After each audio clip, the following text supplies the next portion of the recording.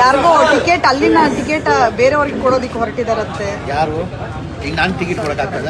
ಹಾಗಾಗಿ ನಿಮ್ಮ ಮೇಲೆ ಆರೋಪ ಮಾಡಿ ಅಲ್ಪಸಂಖ್ಯಾತ ಸಮುದಾಯಕ್ಕೆ ಟಿಕೆಟ್ ನಾನು ಕೊಡಕ್ಕಾಗ್ತದ? ನಮ್ ಟಿಕೆಟ್ ಕೊಡೋರು ಹೈಕಮಾಂಡ್ ಕೊಡೋರು. ನಾವು ಕೇಳಿದೀವಿ ಬಹಳ ಜನ ಅಲ್ಪಸಂಖ್ಯಾತರು ಬಂದು ಶಾಮನೂರು ಶಿವಶಂಕರಪ್ಪ ಇರುವಾಗ ಇದು ನನ್ನ ಕೊನೆ ಚುನಾವಣೆ, ಅದಾದ್ಮೇಲೆ ಅಲ್ಪಸಂಖ್ಯಾತರಿಗೆ ನಾನೇ ನಿಲ್ಸಿ ಗೆಲ್ಸ್ಕೊಂಡು ಬರ್ತೀನಿ ಅಂತ ಹೇಳಿದ್ರಂತೆ.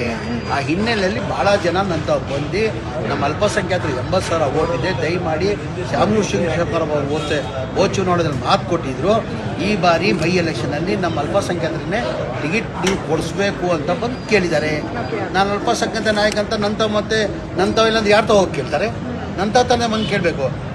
ನಾನು ಏನು ಹೇಳಿದ್ರು ನಾನು ವರದಿಯನ್ನು ನಾನು ಹೈಕಮಾಂಡ್ ಕೊಡ್ತೀನಿ. ತೀರ್ಮಾನ ಮಾಡೋರು ಯಾರು? ಹೈಕಮಾಂಡ್ ಮಾಡ್ಬೇಕಾದ್ರೆ ನಾನು ಕೊಡೋಕ್ಕಾಗ್ತದೆ? ಟಿಕೆಟ್ ಇದ್ದು ನಾನು ಕೊಡೋಕ್ಕಾಗ್ತದ? ನಾನು ಕೊಡೋಕ್ಕಾಗ್ತದಮ್ಮ? ಅಲ್ಲ, ನೀವು ಒತ್ತಾಯ ಮಾಡಿದ್ದೀರಾ ಅಂತ ಹೇಳಿ ಅವರು ಆಕ್ರೋಶ ಸಮಾಜಕ್ಕೆ ಮಾಡಲೇಬೇಕಿಲ್ಲ. ಈಗ ಅಲ್ಪಸಂಖ್ಯಾತರು ಮುಖಂಡರು ಬಂದು ಕೇಳಿದ್ದಾರೆ. ನಾನು ದಾವಣಗೆರೆ ಹೋಗೋನು ದಾವಣಗೆರೆಯಲ್ಲೂ ಕೇಳಿದ್ದಾರೆ. ಅಲ್ಪಸಂಖ್ಯಾತರು 80,000 ಜನ ಇದ್ದಾರೆ. ಶಾಮನೂರು ಶಿವಶಂಕರಪ್ಪ ಇರುವಾಗ ಅವ್ರು ಮಾತು ಕೊಟ್ಟಿದ್ರು, ಇದು 23 ನನ್ನ ಕೊನೆ ಚುನಾವಣೆ, ನೆಕ್ಸ್ಟ್ ಚುನಾವಣೆಯಲ್ಲಿ ನಾನೇ ಅಲ್ಪಸಂಖ್ಯಾತರನ್ನ ಟಿಕೆಟ್ ಕೊಟ್ಟು ಗೆಲ್ಸ್ಕೊಂಡು ಬರ್ತೀನಿ ಅಂತ ಹೇಳಿದ್ರು.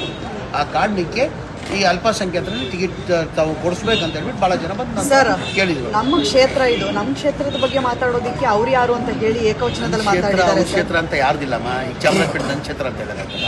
ನಮ್ಮ ಪಕ್ಷ ಹೈಕಮಾಂಡ್ ಪಕ್ಷ, ನಾವು ಕಾಂಗ್ರೆಸ್ ಶಿಸ್ತಿನ ಸಿಪಾಯಿ. ಇವೆಲ್ಲ ಸರಿ ಇರಲ್ಲ ಅಂತ ಹೇಳಮ್ಮ. ಈಗ ಯಾರ ಕ್ಷೇತ್ರನೂ ಯಾರ್ದಾಗಲ್ಲ, ಎಲ್ಲ ಕ್ಷೇತ್ರ 224 ಕ್ಷೇತ್ರನ ಕಾಂಗ್ರೆಸ್ ಕ್ಷೇತ್ರ. ಅದು ಕಾಂಗ್ರೆಸ್ ಕ್ಷೇತ್ರ ಹೈಕಮಾಂಡ್ ಕ್ಷೇತ್ರ. ತೀರ್ಮಾನ ಮಾಡೋರು ಯಾರು? ಹೈಕಮಾಂಡ್ ತೀರ್ಮಾನ ಮಾಡಬೇಕಾಗಿರೋದು. ನಾನು ತೀರ್ಮಾನ ಮಾಡೋಕ್ಕಾಗಲ್ಲ, ಮಲ್ಲಿಕಾರ್ಜುನನು ತೀರ್ಮಾನ ಮಾಡೋಕ್ಕಾಗಲ್ಲ. ಅದು ಮಾಡ್ಬೇಕು. ಕೇಳಿದೀವಿ, ಕೇಳೋದ್ರಲ್ಲಿ ತಪ್ಪೇನಿದೆ? ಕೇಳಲೇಬೇಡ್ದ? ಇಲ್ಲ ಕೇಳಲೇಬೇಡ. ಹೌದು ರೀ, ಮತ್ತೆ ಮಾಡಲೇಬೇಡ್ದ? ಕೇಳಲೇಬೇಡ್ದ? ಮತ್ತೆ ನಾವು ಕೇಳ್ತಾ ಇದ್ದೀವಿ.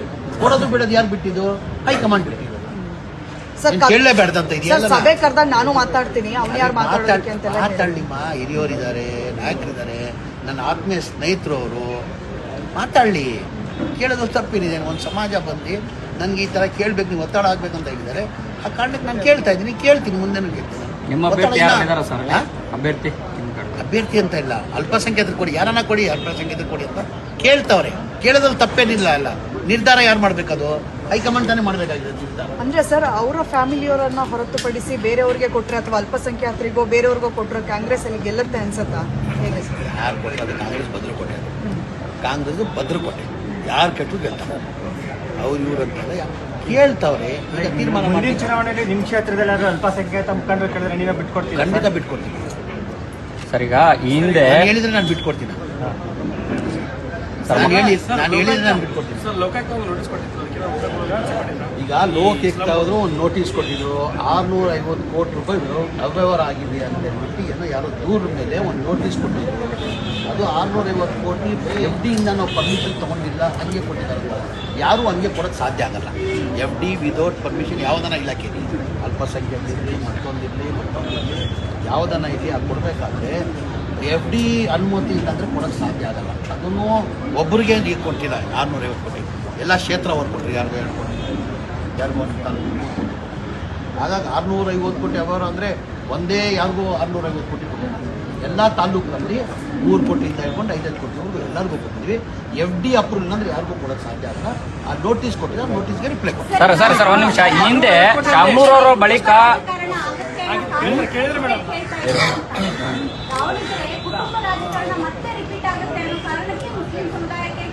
ಹಂಗಿಲ್ಲಮ್ಮ.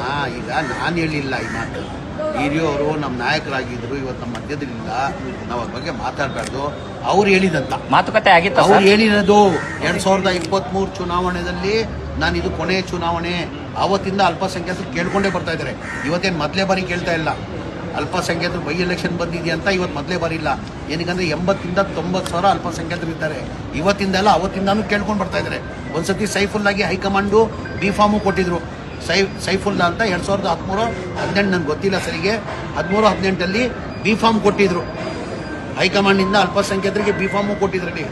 ಆಮೇಲೆ ಮೊನ್ನೆ ಶಾಮನೂರು ಶಿವಶಂಕರಪ್ಪ ಇದು ನನ್ನ ಕೊನೆ ಚುನಾವಣೆ, ಇದಾದ್ಮೇಲೆ ನಾನು ಅಲ್ಪಸಂಖ್ಯಾತ ನಾನೇ ನಿಲ್ಸಿ ಗೆದ್ಕೊಂಡು ಮಾಡಿ ಅವ್ರು ಹೋಗ್ತಾರಂತ ಯಾರೂ ನಿರೀಕ್ಷೆ ಇಲ್ಲ. ಗಟ್ಟಿ ಮುಟ್ಟಿದ್ರು ಪಾಪ, ಅಜ್ಜ ಪಾಪ ಗಟ್ಟಿ ಮುಟ್ಟಿದ್ರು. ನಮ್ಮ ಇಲಾಖೆಯಲ್ಲಿ ಬಂದವರು, ಅವ್ರ ಕ್ಷೇತ್ರದ ಬಗ್ಗೆ ಕೆಲಸ ಮಾಡ್ಕೊಂಡು ಹೋಗೋರು ಇಷ್ಟು ಬೇಗ ನಮ್ಗೆ ಬಿಟ್ಟು ಹೋಗ್ತಾರಂತ ಯಾರಿಗೂ ಗೊತ್ತಿರಲಿಲ್ಲ.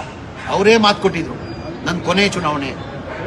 ಅದಾದಮೇಲೆ 2028 ನಾನೇ ಅಲ್ಪಸಂಖ್ಯಾತರಿಗೆ ಟಿಕೆಟ್ ಕೊಟ್ಟು ಗೆಲ್ಸ್ಕೊಂಡು ಬರ್ತೀನಿ ಅಂತ ಹೇಳಿದಕ್ಕೆ ಕಾರಣಕ್ಕೆ ಕೇಳ್ತಾರೆ. ಇವತ್ತಿಂದ ಕೇಳ್ತಾ ಇಲ್ಲಮ್ಮ, ಅವತ್ತಿಂದ ಅಲ್ಪಸಂಖ್ಯಾತರು ಕೇಳ್ಕೊಂಡೇ ಬರ್ತಾರೆ. ಒಂದ್ಸತಿ ಬಿ ಫಾರ್ಮು ಕೊಟ್ಟಿದ್ರು.